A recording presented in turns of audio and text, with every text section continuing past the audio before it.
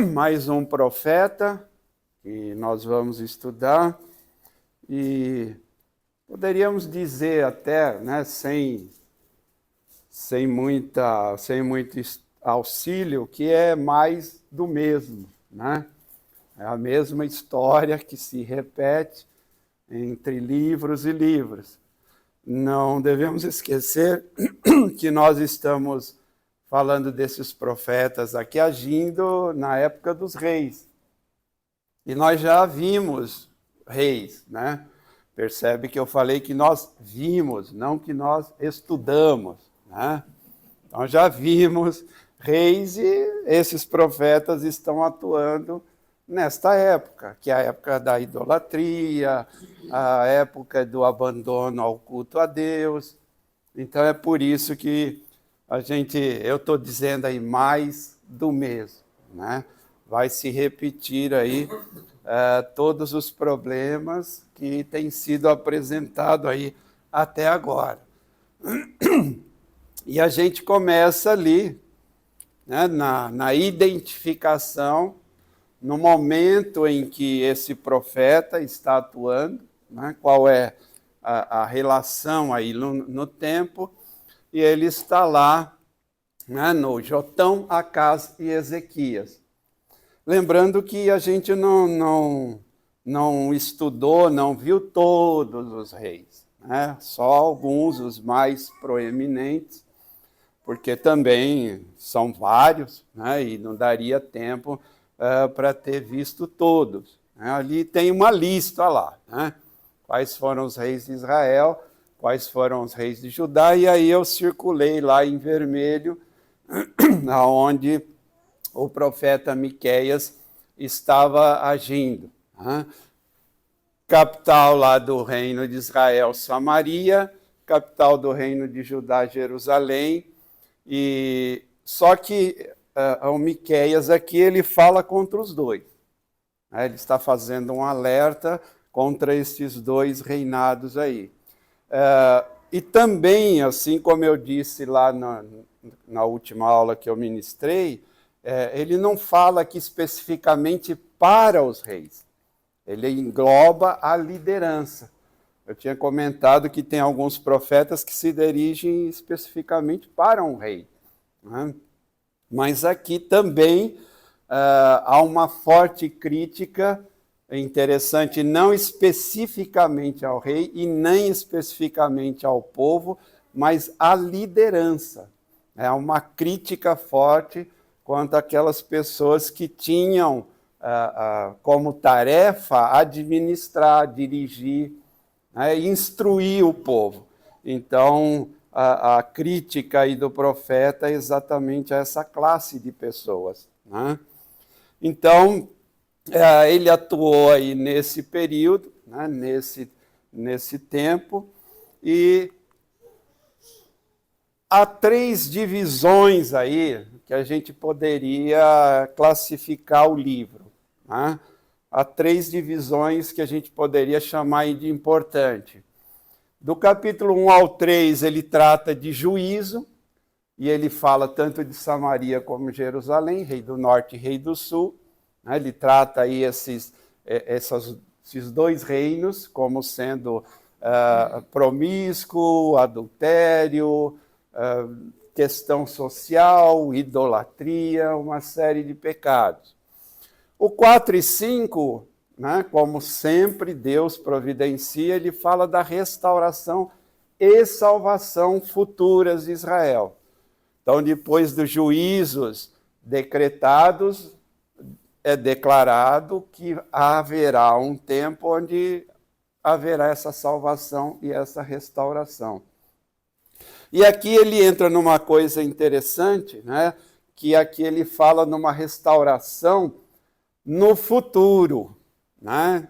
Segundo vários teólogos, há uma profecia aí, espero que dê tempo da gente observar, para o futuro, o milênio, né? Depois do arrebatamento. Então, essa restauração total de Israel nunca ocorreu, né? Até o presente momento, Israel como sendo domínio entre as nações, julgando as nações, acima das nações, nesse tempo nosso até agora não ocorreu.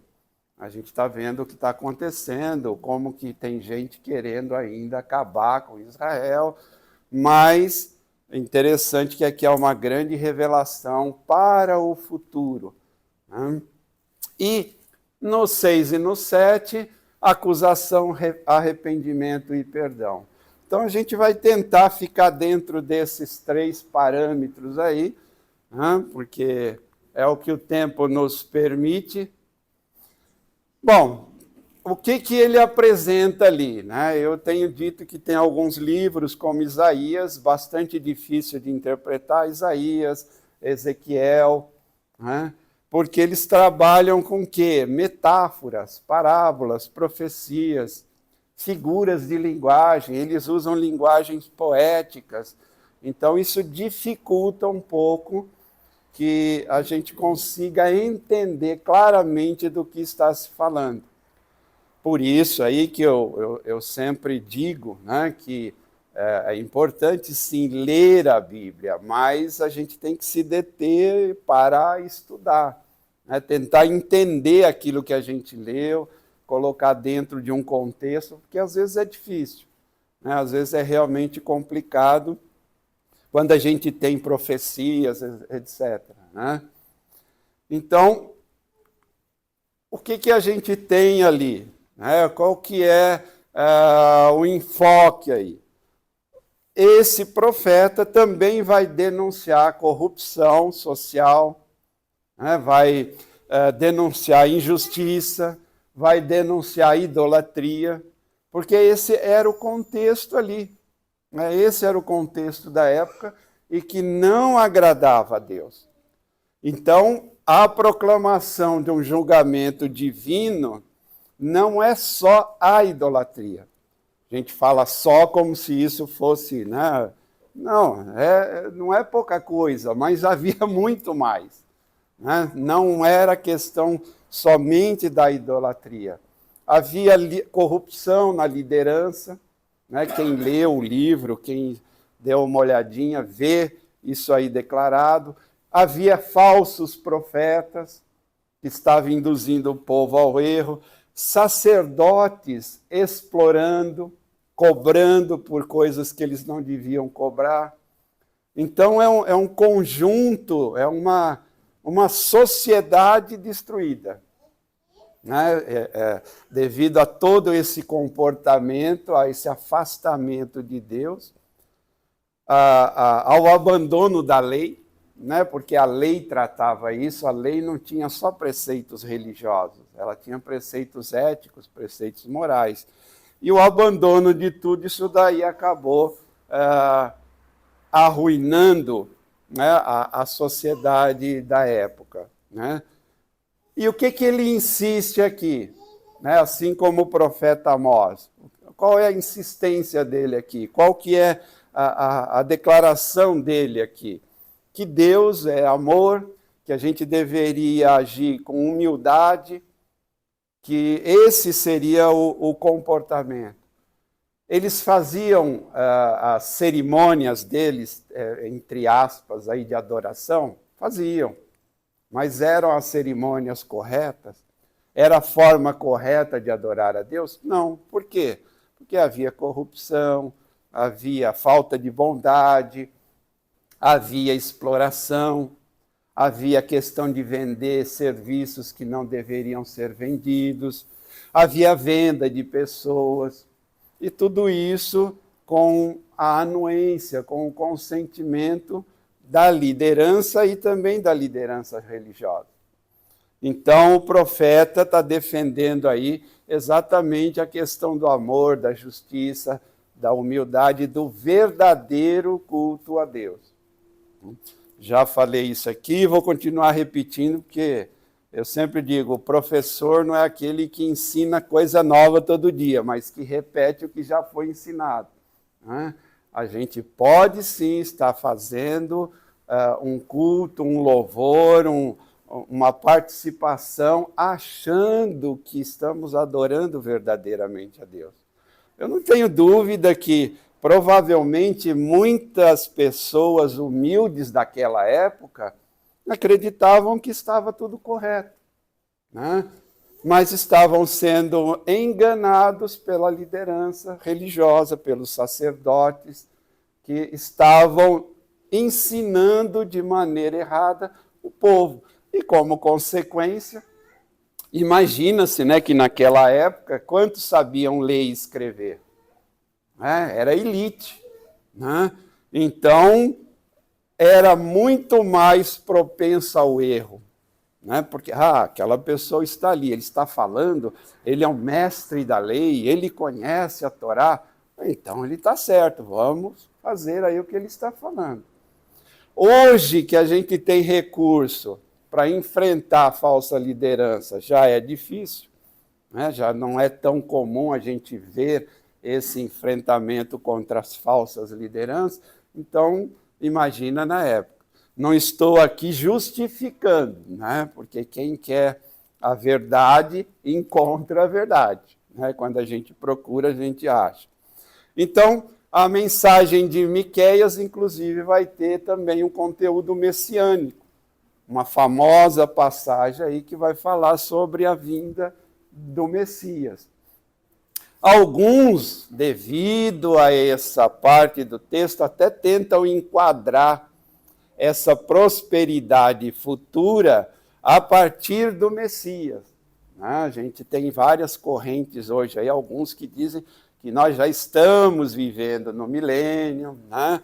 E que as passagens às profecias, algumas já foram cumpridas, até por uma falha de interpretação, às vezes, das profecias, de Daniel, de Ezequiel, de Isaías, de Miqueias, por causa da linguagem metafórica, da linguagem figurada, às vezes a gente pode ser levado a erro. Capítulo 1 a 3, como eu falei, é a questão dos juízos, são as ameaças, né? Então, lá Miqueias 1, verso 5, né, ele fala lá, pecados da nação de Israel. Qual foi o pecado, né? Ele faz uma pergunta retórica, né? Uma pergunta com provocação. Por acaso não é Samaria? Né? Qual é o altar idólatra de Judá? Não é Jerusalém? Então a gente vê aí que estava havendo um culto, estava havendo uma adoração em Samaria e em Jerusalém, mas a maneira errada. Então ele está fazendo lá um jogo de palavras, né? Por acaso não é aí que está a transgressão? Exatamente nessas duas cidades que são, na época, o centro da adoração. Então, ele profetiza aí um julgamento divino em razão da idolatria e dos pecados, tanto do Reino do Norte quanto do Reino do Sul. Continuando ali no verso 7, ele está falando ali das imagens, que elas serão destruídas, que havia ganho com prostituição. Na época, havia no templo mulheres, nos templos idólatras, que serviam, que praticavam prostituição, que faziam sacrifício, que se ofereciam. Normalmente, cultos idólatras da época sempre envolviam isso, sacrifício humano, havia prostituição, tudo isso como sendo uma oferenda a um Deus para agradar a um Deus. Então, o profeta denuncia esse mal que permeava a nação, né? Por causa da idolatria e do abandono à adoração ao Deus verdadeiro, como resultado, tinha essa bagunça toda, essa confusão toda, né?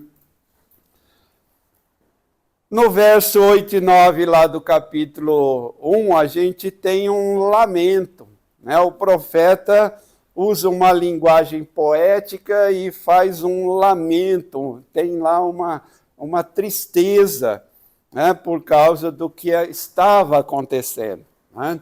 Ali, como eu uso a ACF, eu coloquei lá a NVI para fazer um contraste. Né?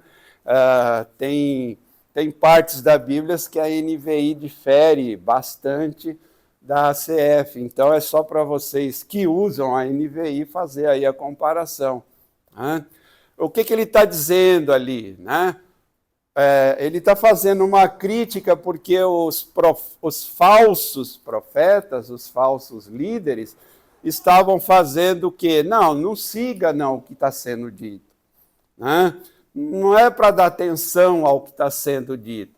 Não preguem, né? Dizem seus profetas, não preguem acerca dessas coisas. Né? A desgraça não vai alcançar a gente. Israel é escolhida, é o povo de Deus. Então não acreditem não nesses homens que estão falando de julgamento, de juízo, de destruição. Então havia essa luta, né? Os falsos profetas, e eles queriam manter isso, por quê? Porque eles tinham lucro financeiro com isso, né? Que eles tinham apoio do povo para isso. Então, a gente vê que pelas histórias todas da Bíblia, o povo optou sempre por seguir os maus líderes, né? Infelizmente, escolheram pelo lado mau, né? E aí, lá no 3:5, né? Assim diz o Senhor aos profetas que fazem meu povo desviar-se, e que quando lhe dão a mastigar, proclamando paz, proclamam a guerra santa, né, contra quem não lhes enche a boca. Né? Então, está dizendo que esses falsos profetas estavam fazendo coisas erradas. Se você leu lá o capítulo inteiro, você vai ver que há lá uma afirmação que eles não teriam mais visões, que eles não teriam mais revelações. O que eles falassem, o que eles profetizassem, estava vindo somente deles, porque eles haviam se corrompido. Eu coloquei uma lista lá, né? Não sei se dá para ver claramente, né? Mas tem uma série de textos ali que você pode consultar. Isso vai ficar aí no slide, depois em casa você pode rever isso daí e rever essas passagens. Eu sempre digo assim que aluno gosta muito de estudar em casa, ele tem um anseio, né, por fazer a pesquisa da aula anterior na casa, né? Então é bom ter essas referências aí, que são todas elas alertando sobre falsos profetas nos últimos dias. Eu diria que no nosso tempo. Eu quero crer assim que nós estamos nos últimos dias. Diante de tudo que tem acontecido, então, ali todo um alerta, né, que você pode estudar, pesquisar depois, sobre essa questão de falsos ensinamentos, de pessoas ensinando em troca de lucro, né, pessoas usando a religião para ganhar adeptos, ganhar dinheiro, ganhar fama, ganhar notoriedade.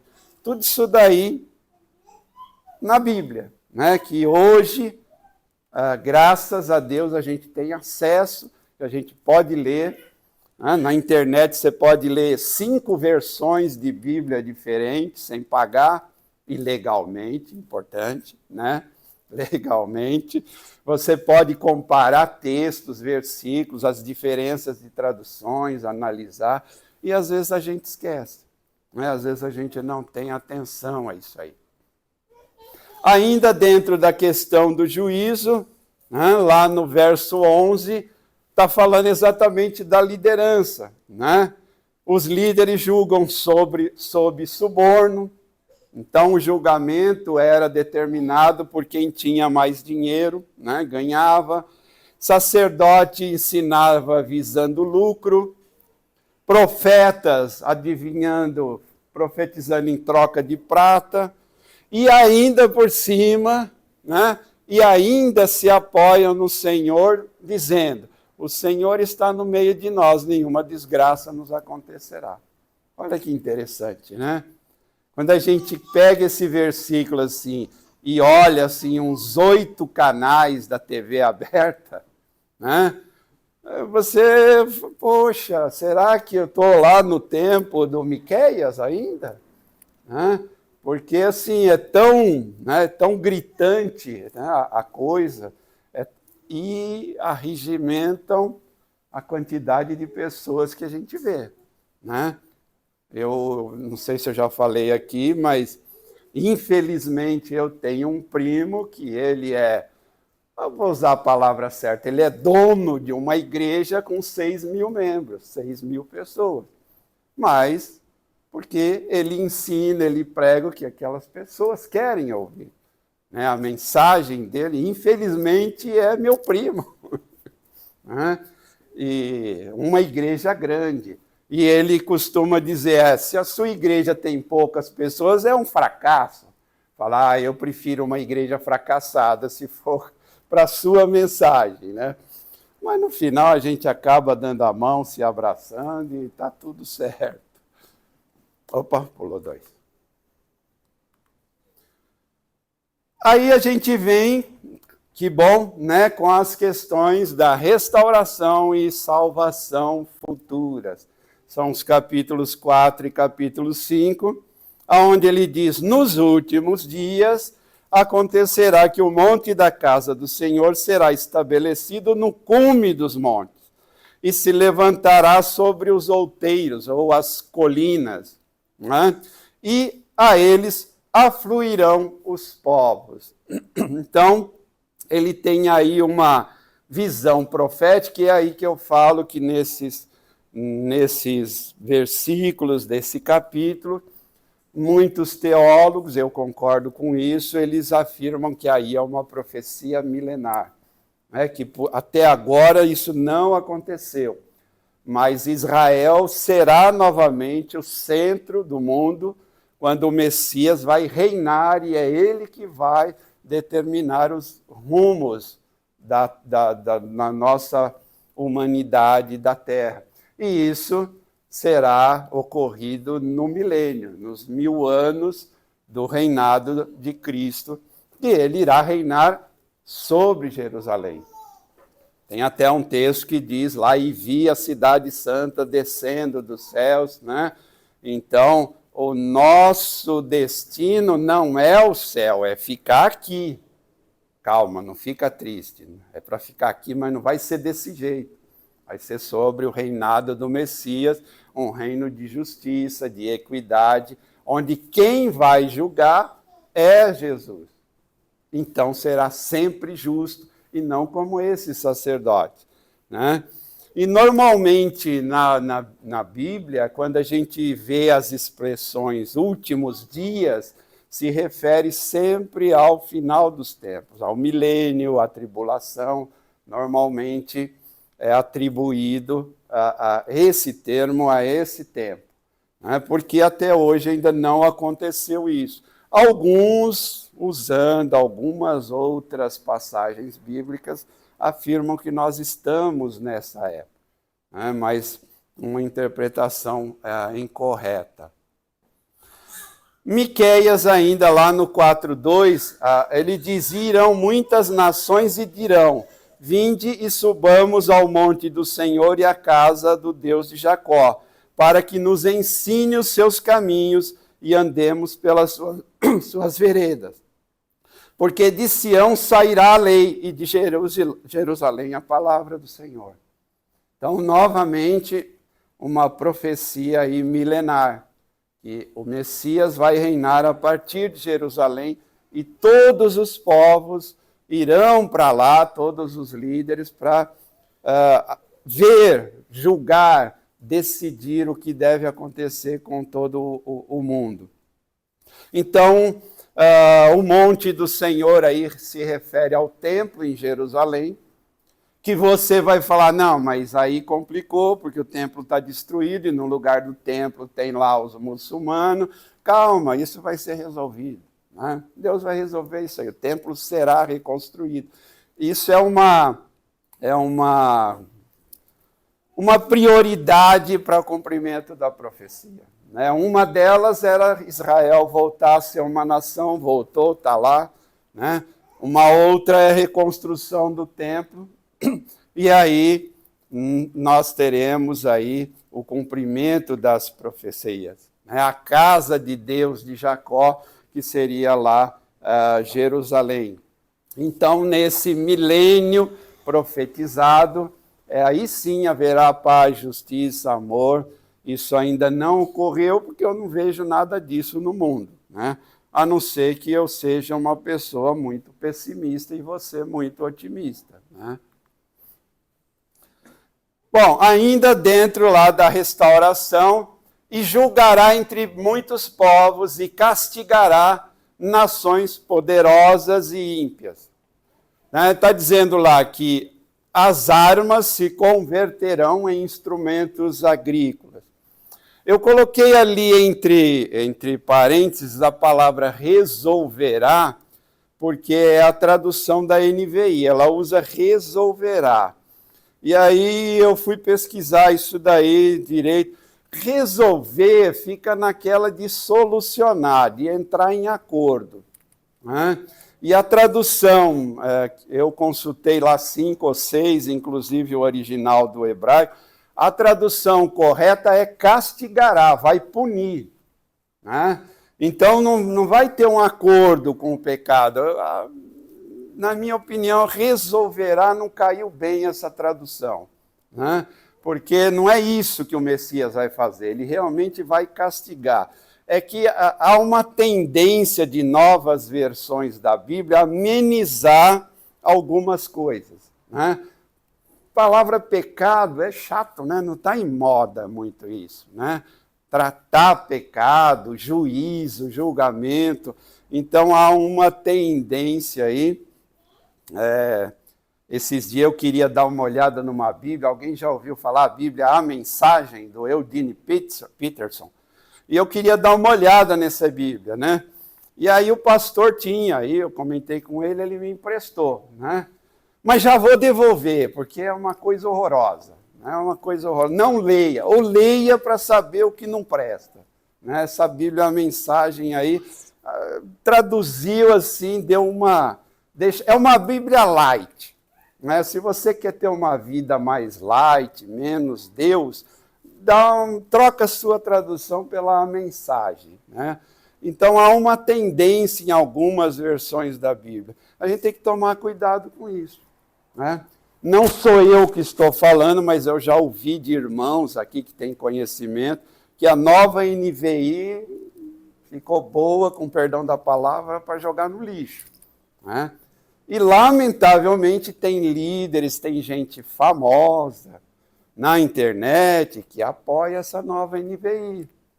Né? Cuidado, né? Cuidado, ela é uma completa heresia, ela tirou versículos, tirou partes.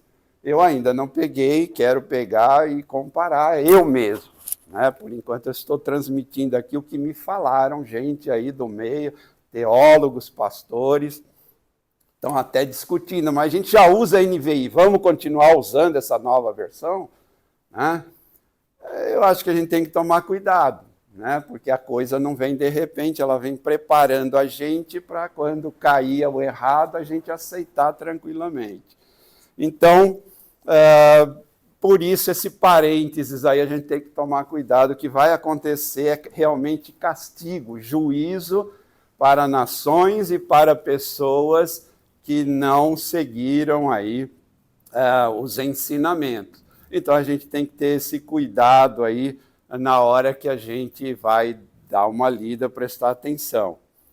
Então, o que a gente tem aí é realmente um julgamento divino. Está dizendo que as nações não precisarão mais lutar, né, não precisarão fazer mais guerra, e a gente teria aí a profecia de uma paz universal, né, que hoje não existe. Então, a profecia não se realizou, como alguns querem fazer crer. E aí a gente tem aquele famoso, né, que é sobre o nascimento do Messias, né, sobre o reinado do Messias, que vai acontecer, e aí ele está dizendo isso nesta profecia. E aí também encontrei uma tradução que eu não gostei muito, a gente tem lá, cujas origens são desde os tempos antigos, desde os dias da eternidade. A eternidade nos dá a ideia de que sempre existiu. Ok? Futuro, passado, sempre existiu. E a gente tem uma tradução que diz, suas origens estão no passado distante, em tempos antigos. Deus não surgiu em tempos antigos. Deus é eterno, desde os dias da sua eternidade, não tempos antigos. Tempos antigos pode dar, então teve um momento que apareceu Deus. Né? Qual foi o momento? Então, agora é claro que aqui é a minha posição, você tem direito aí, depois a gente pode conversar, depois da aula, me liga, manda e-mail, fala que eu estou errado, está tudo certo, sem problema nenhum. Então, o que a gente tem aí é profecia do nascimento do Messias, né? Que haverá uma purificação de Israel do pecado por esse Deus que é eterno. Não tem comeio, não tem começo, não tem meio, não tem fim. Ele é eterno, é um Deus eterno. Ali a gente vê ali ainda o capítulo 6, e aí a gente poderia pegar o capítulo 6 e fazer uma subdivisão, dividir aí em mais 3 partes. Na primeira ele apresenta uma acusação contra o povo, outra vez uma acusação. Depois, a resposta de Miqueias em nome da nação. Ele intervém, ele pede, em favor da nação.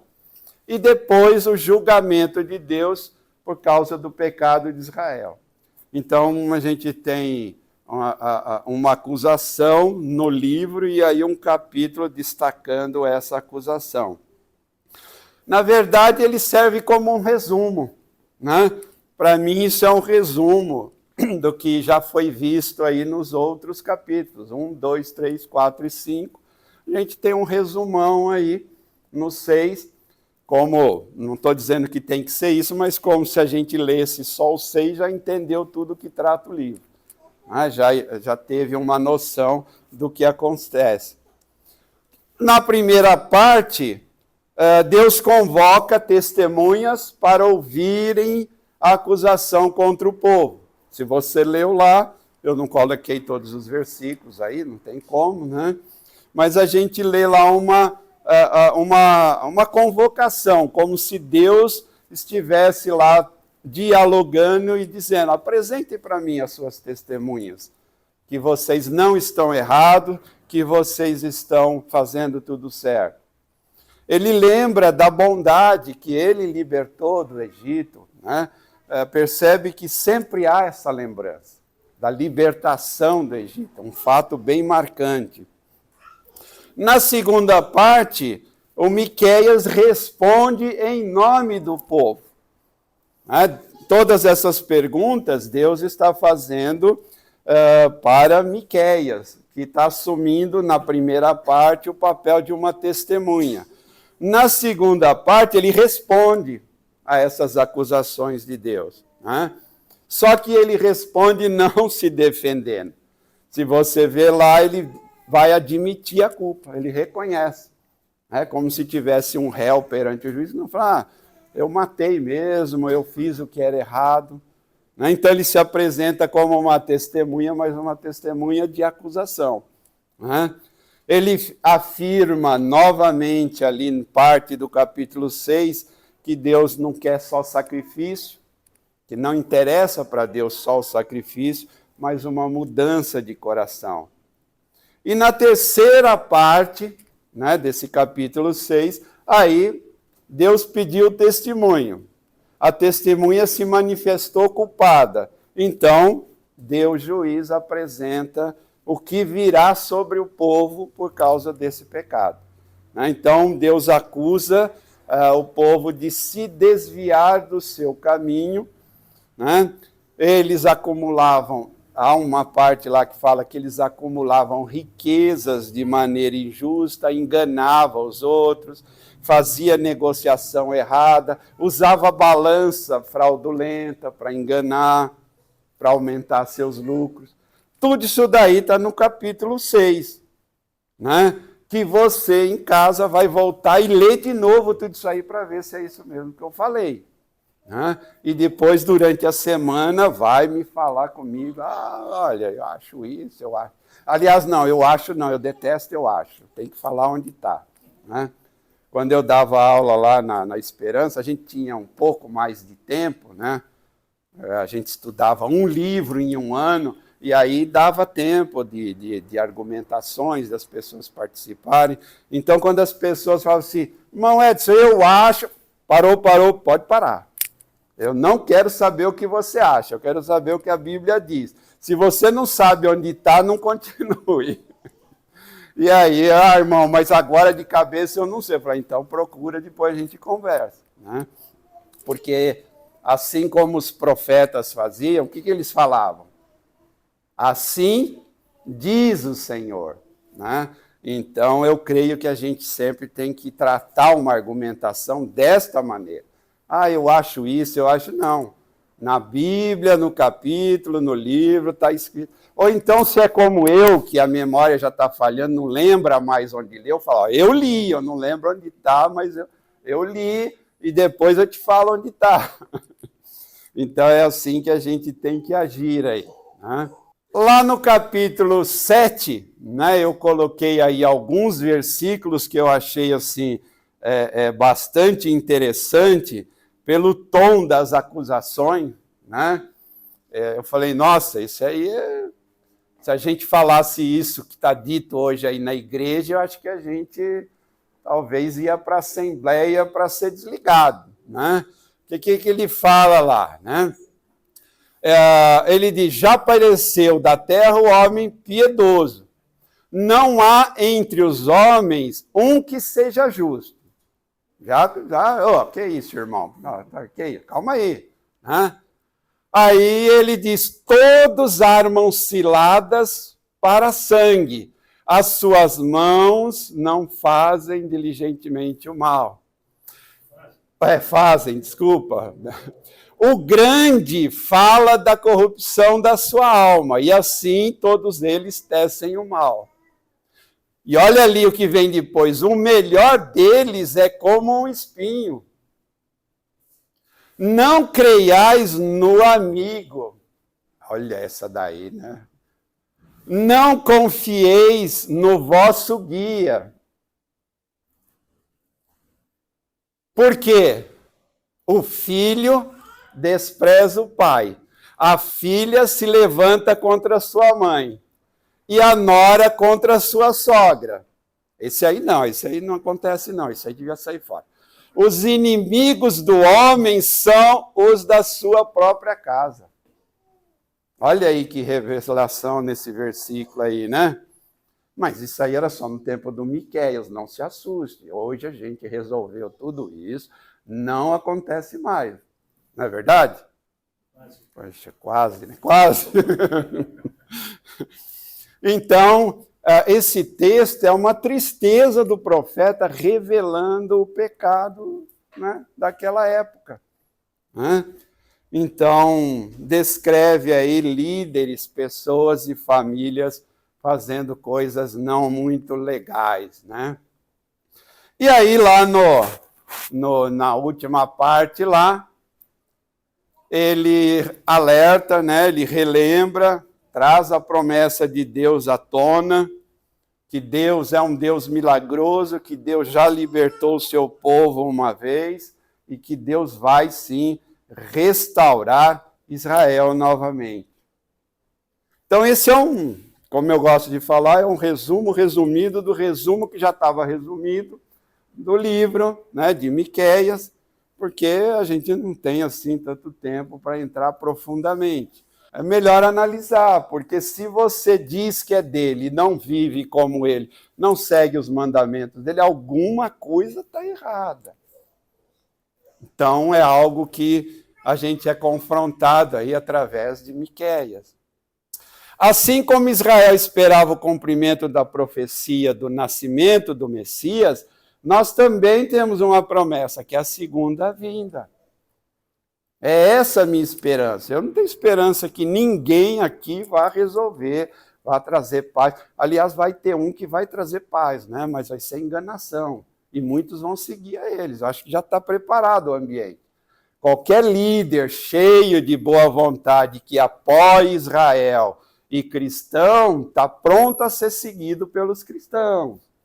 O anticristo vai fazer exatamente isso.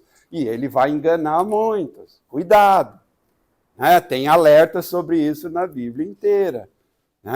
Nós devemos nos alegrar na esperança de que, como ele cumpriu as profecias, a do futuro também vai ser. Lamentavelmente, tristemente, a gente não ouve mais mensagens sobre profecias. Foi uma coisa que eu reclamei aí com o pastor Wilson, com o Brown.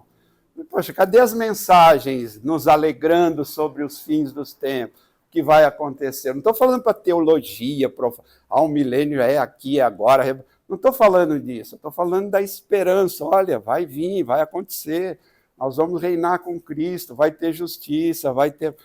Aqui não vai ter nada disso, irmão. Fique em paz, se acalma. Cadê? A gente não vê mais essas mensagens. Há muitos anos eu não vejo mais essas mensagens. 1 de Tessalonicenses 4, 16 e 18. Porque o Senhor descerá do céu com alarido, e com a voz do arcanjo, e com trombeta de Deus. E os que morrerem em Cristo ressuscitarão primeiro. Depois nós, o que ficarmos vivos, seremos arrebatados juntamente com ele nas nuvens.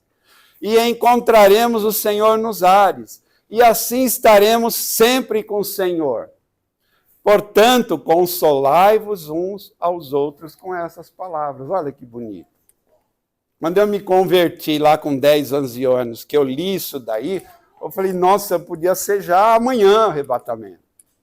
A partir do momento que eu me converti, por exemplo, eu não me encaixei mais nesse mundo. Até hoje eu não me sinto encaixado. Eu tive dificuldade no estudo, no trabalho, com a amizade, porque eu não consigo me encaixar. Tudo me leva a afastar de Deus, então não me encaixa. Então, desde que me converti, a sede minha era arrebatamento. Era ser arrebatado, era ir embora. Eu sempre tive a consciência, aqui não é o meu lugar, aqui não é o meu lar. Meu lar está reservado, está preparado no futuro. Claro que aí eu estava sendo egoísta, porque tem que salvar mais alguns para ir junto, E quando eu pensava, eu falei, poxa, Senhor, me perdoa, estou sendo egoísta, que eu já quero ir embora, Mas calma, tem mais gente para ser salva, Outro dia um amigo disse assim, Deus faz morrer os bons porque está tudo certo, os maus ficam porque ele quer salvar. Então vai ficando só os maus, os bons vão indo, Falei, então já devia ter ido. Não, brincadeira.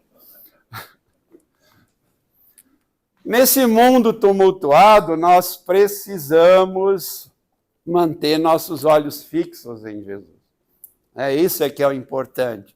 Hebreus 12, 2 nos ensina isso. Olhando para Jesus, ele é o autor e o consumidor da fé, o qual, pelo gozo, lhe estava proposto. Ele suportou a cruz, desprezando a afronta, e assentou-se ao trono de Deus. Então, olhando para o que Jesus fez, é essa a nossa visão, é o olhar do futuro, não do agora, não do momento.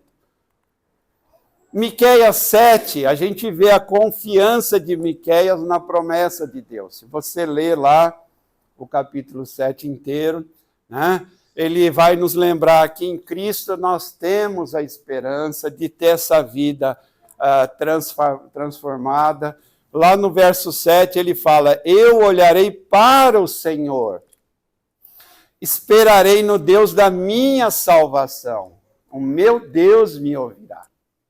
Ele não estava esperando em nenhum líder da época, ele não estava esperando no rei, no sacerdote, nem outro profeta. Ele está afirmando lá, minha esperança é Deus. Não essa esse conjunto de pessoas corruptas. E no Salmo 118 a gente lê no verso 8, é melhor buscar refúgio no Senhor do que confiar nos homens. Então, é algo aí que a gente tem a aprender lá de Miqueias. E aí fica a minha pergunta para você, né? Para você pensar durante a semana. Você está confiando em quê? Seus conflitos, você está esperando uma sociedade justa, melhor, cheia de distribuição de renda, você está esperando tudo isso? Olha, sinto muito, está esperando errado, né? A nossa esperança de justiça, de equidade, de paz, de bondade, será sob o julgamento do Messias. É aí que nós teremos toda a justiça, a paz, tudo que foi prometido será para essa época. Não acredita nesse pessoal aí, de certos grupelhos religiosos, que diz que você vai prosperar aqui, você vai ser feliz aqui, né? Não leva óleo para ungir a porta da sua empresa, nem a chave da sua empresa. Não dá um fio de cabelo para ele enterrar lá no deserto de Israel. Não, esquece, aqui passareis por sofrimentos e aflições, mas tendes bom ânimo, eu venci o mundo. Então, essa transformação aí é importante. E eu deixo ali, né, 1 Coríntios 15, 19, que é outro texto que eu gosto bastante. E se esperamos em Cristo só nessa vida, somos os mais miseráveis dos homens. Com todo o respeito que eu tenho a você, se você ainda tem esperança que as coisas se resolverão aqui, o apóstolo Paulo está dizendo para você com palavras meigas e delicadas, você é um miserável. Ou, em outras palavras, você é digno de compaixão, porque você deveria estar esperando em Cristo, esperando nessa paz futura, duradoura, que só vai acontecer após o arrebatamento, lá no milênio, e aí para a eternidade. Então, é algo que eu animaria você a pensar, parar de ficar querendo resolver os problemas do mundo, volte a estudar as profecias, volte a estudar tudo que Paulo, Pedro, Tiago falou sobre os tempos atuais e os fins dos tempos, e aí tenha esperança neste futuro e não no agora. Tenha esperança em Cristo e não no agora, porque não vai acontecer. Não vai acontecer.